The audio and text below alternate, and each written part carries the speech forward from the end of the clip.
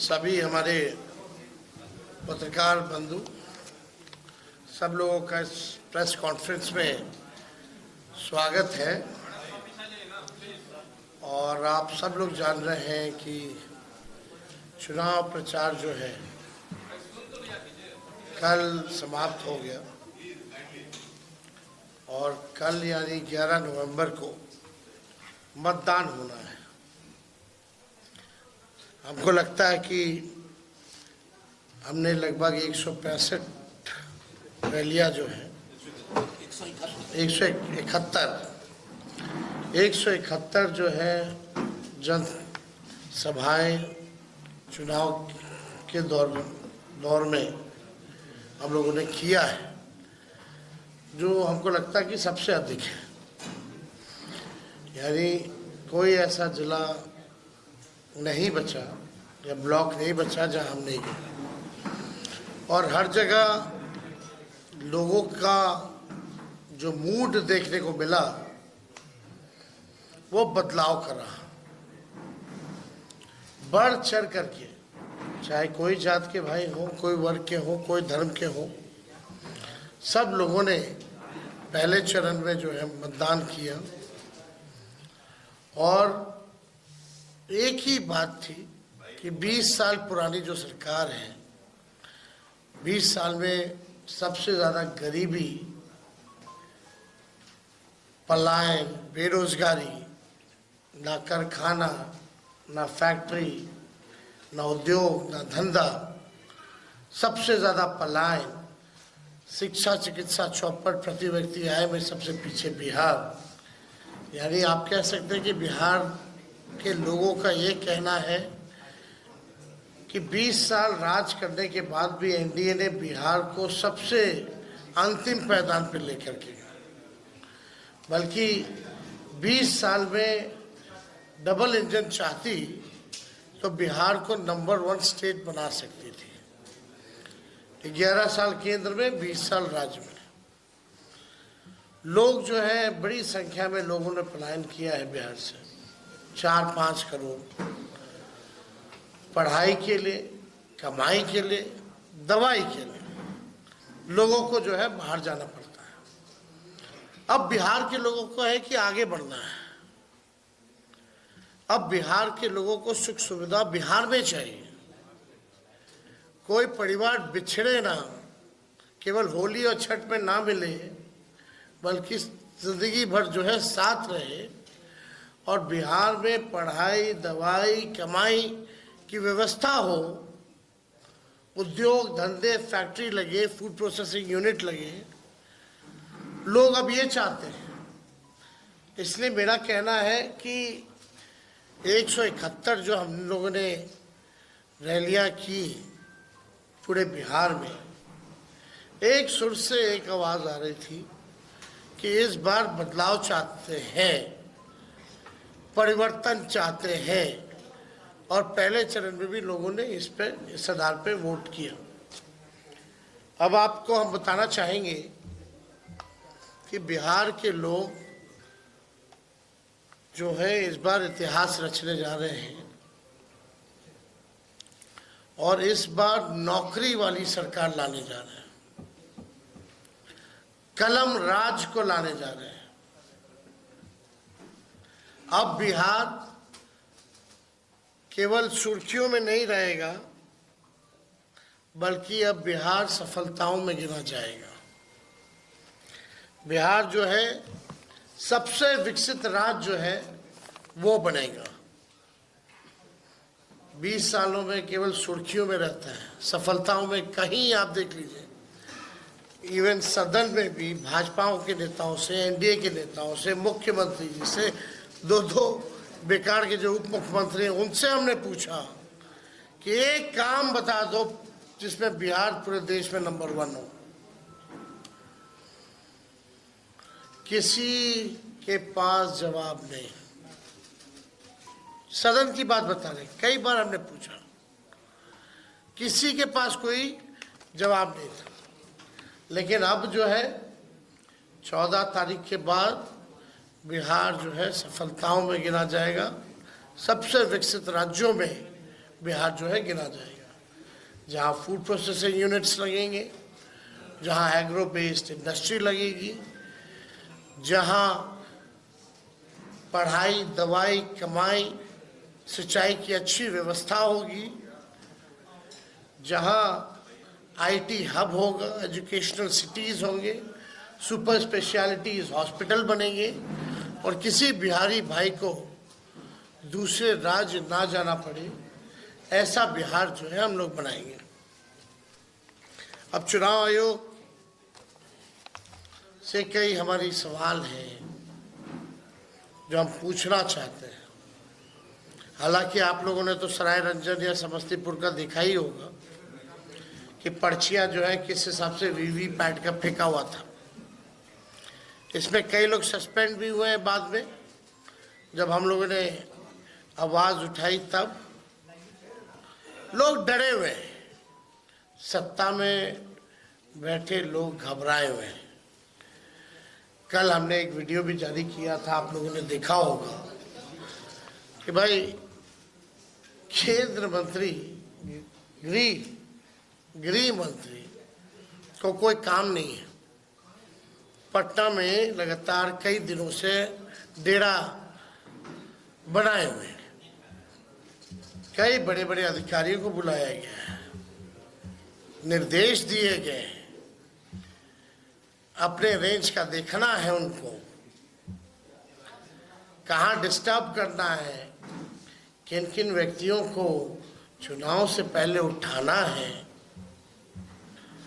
मतलब CM house से भी एक आध रिटायर्ड अधिकारियों द्वारा लगातार फोन जा रहा है बड़े बड़े जिला के अधिकारियों को,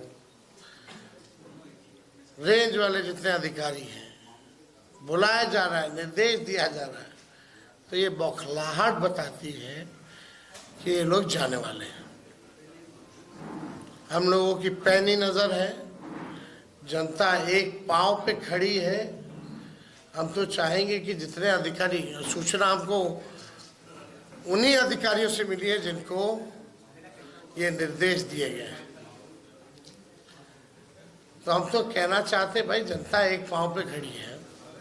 संविधान का जिन लोगों ने शपथ लिया है, न्यायपूर्ण काम करें, दबाव में ना करें, वरना इस बार जनता जो है मुंह तोड़ जवाब देगी। सब लोगों की नज़र है अधिकारियों पर, प्रशासन पर। जनता सजग है, सब लोगों पर जो है नज़र डाली हुई है। बात अब देखिए, इलेक्शन कमीशन पहला चरण का मतदान कब हुआ? 6 नवंबर को। आज हम बैठ के पीसी कर रहे हैं 10 नवंबर को।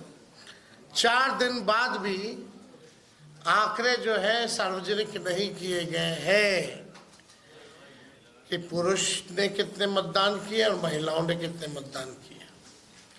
कोई भी ऑफिशियल आंकड़ा नहीं आता।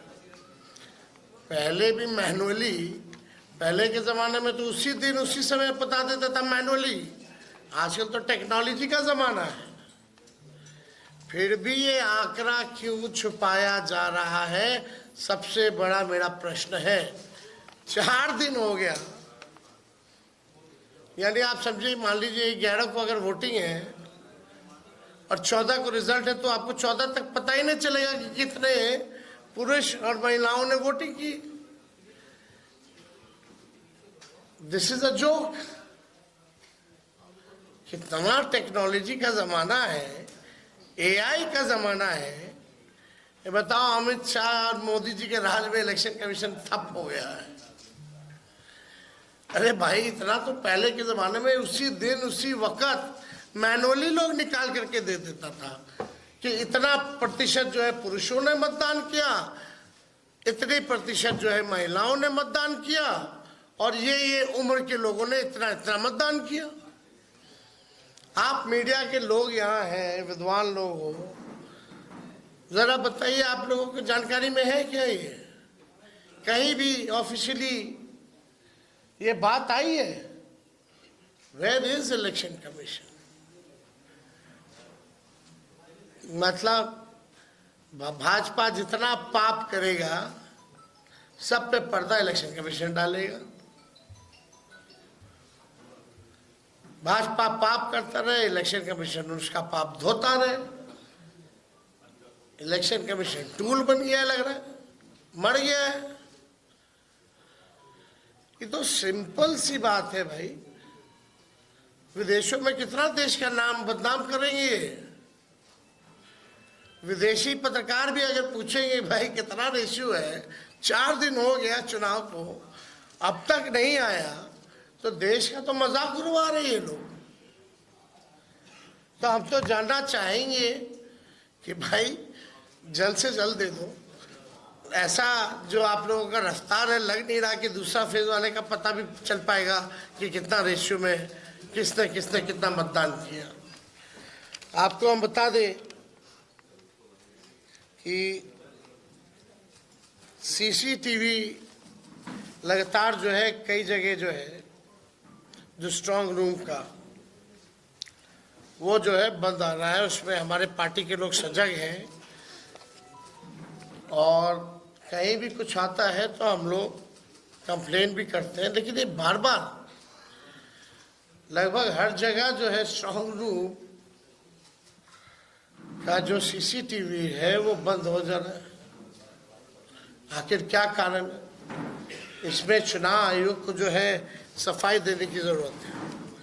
और आपको हम इंटरेस्टिंग डेटा बताना चाहते हैं जो इलेक्शन कमीशन ने अमित शाह जी के निर्देशों के साथ किया होगा। एक तो आंकड़ा हम आप लोगों के सामने रखना चाहते हैं। ये आंकड़ा भाजपा या एनडीए शासित इन राज्यों से आए हैं जवान। उत्तर प्रदेश से 40 कंपनियां, गुजरात से 27 कंपनियां, मध्य प्रदेश से 23 कंपनियां, असम से 15 कंपनियां, महाराष्ट्र से 25 कंपनियां, छत्तीसगढ़ से 15 कंपनियां, राजस्थान से 10 कंपनियां, मिजोरम और हरियाणा से 8-8 कंपनियां, नागालैंड से 15 कंपनियां, मेघालय से 7 कंपनियां, गोवा से 6 कंपनियां, त्रिपुरा से 5 कंपनियां और उत्तराखंड से 4 कंपनियां, यानी कुल 208 कंपनियां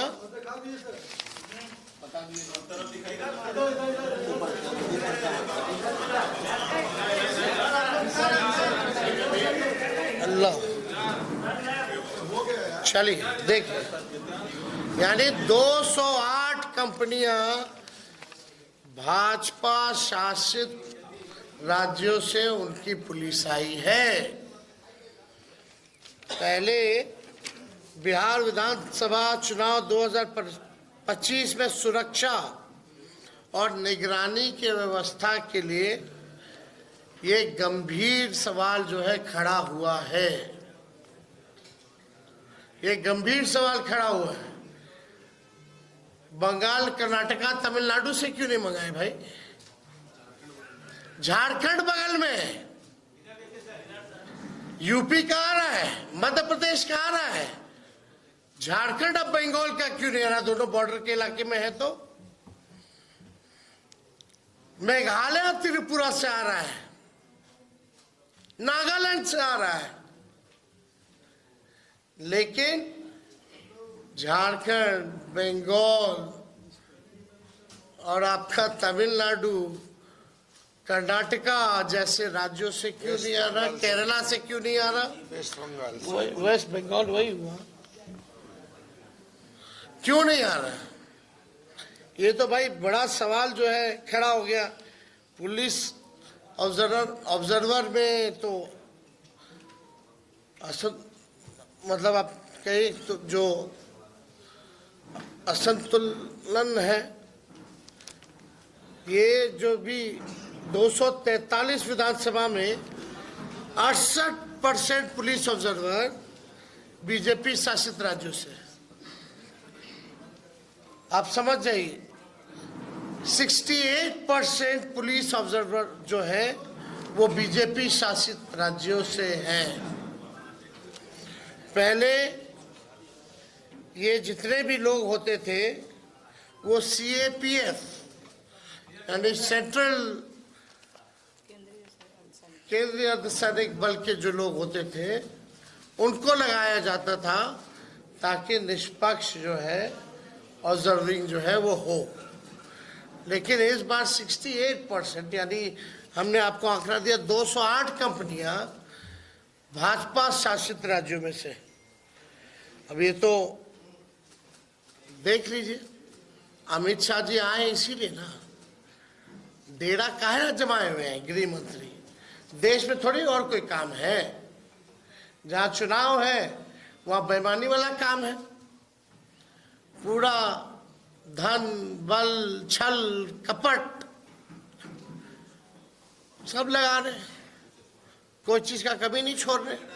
लेकिन फिर भी ये अमित शाह बिहार को उपनिवेश बनाना चाहते हैं, बाहरी लोग कब्जा करना चाहते हैं, बिहारी होने नहीं देगा। इस बार करारा जवाब मिलेगा, जनता से अब मिल रहा है। ये लोग बौखलाहट में इस तरह का काम कर रहे हैं क्योंकि इनको पता है कि ये लोग जो है जाने वाले हैं। अब सवाल देखिए, मोदी शाह जी ने बिहार को जितना बदनाम किया, जो बात बिहार के बारे में बोल रहे हैं, क्या वो गुजरात के बारे में ऐसा बोल सकते हैं?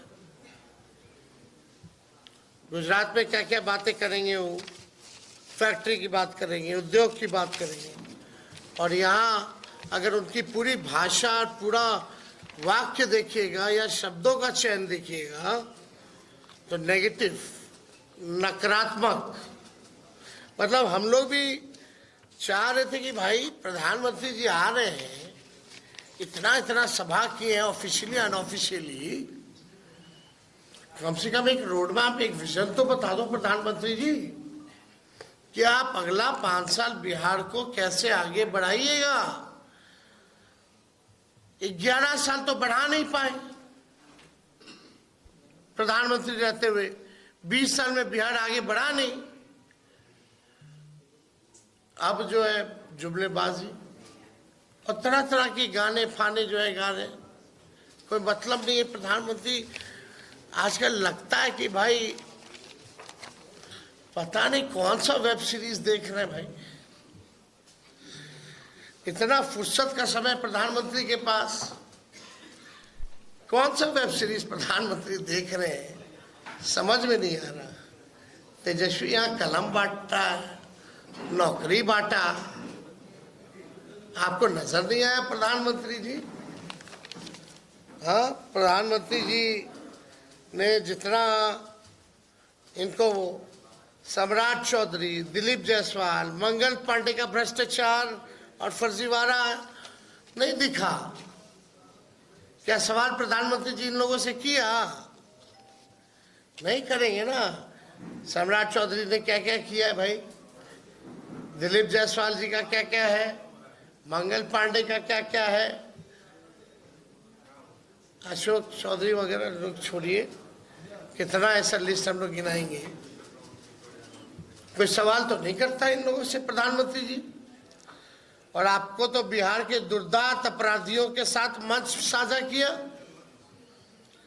क्या प्रधानमंत्री की नजर उल्लास पांडे, मनोरमा देवी, आनंद मोहन, सुनील पांडे, राजवल्लभ, अनंत सिंह साधु महात्मा लगते हैं?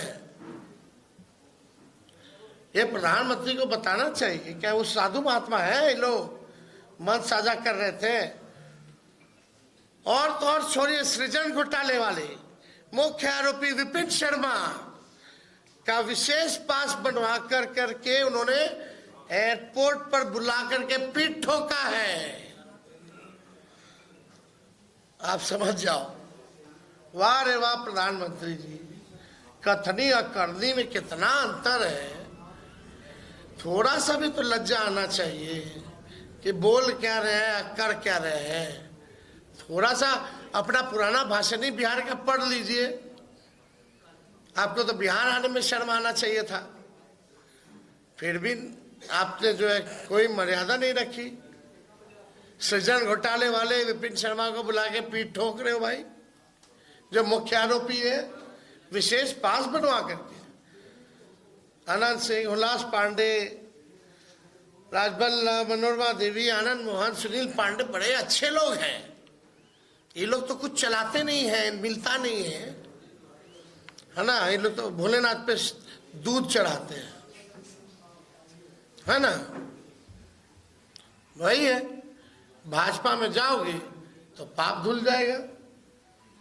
गंगा जी में नहाइएगा, गारंटी नहीं है कि भैया पाप धुले कि ना धुले, लेकिन आस्था हम लोगों की है गंगा जी के प्रति। लेकिन ऐसे ऐसे लोगों की आस्था गंगा जी से ज्यादा मोदी जी और अमित शाह में है। कुछ करेंगे, पाप धुलने की गारंटी जरूर है। यही हो रहा है। अब हम क्या क्या हम बोले, अब तो हमको तो बोलना भी ठीक नहीं लगता। अब बताइए, 30,000 करोड़ रुपया चुनाव में रिश्वत दी गई, 10-10 हजार रुपया, टोटल कितना?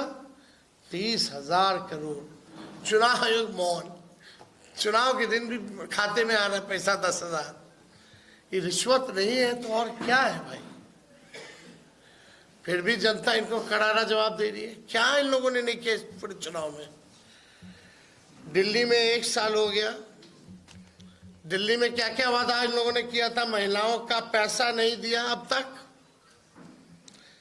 अमित शाह ने कहा कि भाई यूपी चुनाव में उन्होंने कहा था कि भाई दिवाली और होली पर सिलेंडर जो है मुफ्त में दिया जाएगा। जरा जाके यूपी वालों से पूछो बगल में कि सिलेंडर मुफ्त में मिला कि नहीं मिला। और इन लोगों ने रिश्वत जो दी है वो तो कर्जा है, वो तो ये लोग इंटरेस्ट के साथ लेंगे। लेकिन तेजस्वी जो माई बहन मान योजना के तहत देगा, 14 जनवरी का तारीख आप लोग याद रखिए। सरकार तो हम ही लोग बना रहे हैं। माई बहन मान योजना के तहत मकर संक्रांति दही चूड़ा वाले दिन अपने माताओं और बहनों के खाते में 30,000 रुपया डाला जाएगा। और ये आर्थिक न्याय के तौर पे महंगाई से सामना करने के लिए उनको सहयोग राशि दिया जाएगा। और ये निरंतर जो है ये प्रक्रिया चलती रहेगी, हर महीने चलता रहेगा। उसलिए 1 साल का एक साथ 30,000 रुपया हम लोग दे दें, यानी महीने का 2,500 के हिसाब से 12 महीने का 30,000। तो ये हम लोग तो करेंगे ही करेंगे। लेकिन आप देखिए स्थिति जो है क्या से क्या हो गया है। अब पूरे विश्व में नरेंद्र मोदी ने बिहार और बिहारियों को गाली